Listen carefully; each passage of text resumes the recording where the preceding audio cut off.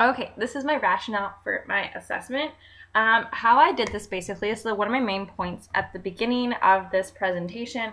I really wanted to emphasis on not giving student grades. I rather give people reports back that are detailed versus just be like, you got an A, you got a B, and no explanation, because I feel that doesn't leave the student with any progress and how they've seen they've improved or not improved.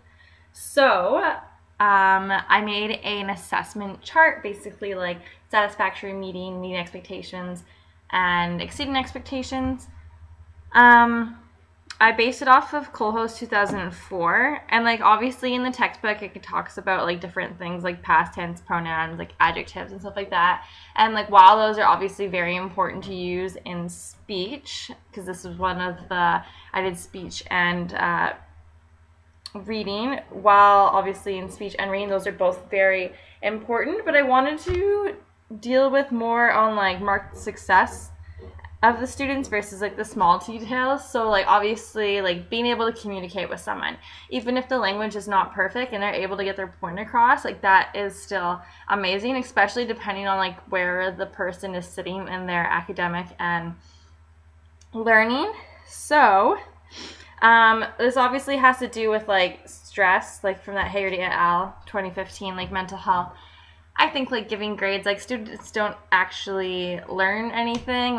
For my own personal experience, everyone wants high grades. It's very competitive, especially in the job field. Even now, at SFU, applying for masters or other programs, they require you have a minimum grade point average.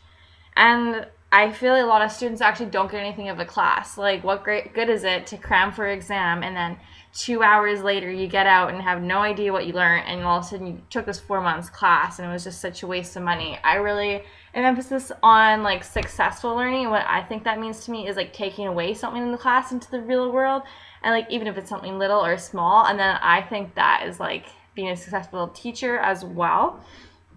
So that being said, why I made this assessment chart was for parents to be able to see what they need to work on as well as the students, because learning doesn't just stop in the classroom. It goes on to the rest of their lives. I found a really great quote from Mission 2012, and it is, instead of having a language-specific mechanism for language, students might utilize general cognitive and learning principles. And I 100% agree with this. So this is why what I included in my chart. So for instance, for speaking, I put suitable speed, flow, can they add to conversation, are they using a wide variety of words, and those are kind of just general terms for speaking. I didn't want to do all these specifics of these little things, because while they are important, especially just for conversation, right? A lot of people talk in slang. So I thought those were more useful to use, and rather ticking off all of these little check marks on things that may not be as important to the big picture. Okay, and then another example. So for reading, for the assessment, it's can they identify letters, identify sounds, can they make personal connections, and can they sound out the words they don't know. But on both of them, for speaking and reading, I did include, do they make effort to correct errors? And this was my big emphasis, because I feel, and Kohl's 2004 talks about this, for children, in order to learn, they need to practice it themselves, and they need to be motivated, and obviously that has to do with the teacher, and their peers and their environment, and there could also be a lot of other factors. But if a student isn't eager to learn, they're not going to push themselves. And if they don't care to learn, they're not going to correct themselves.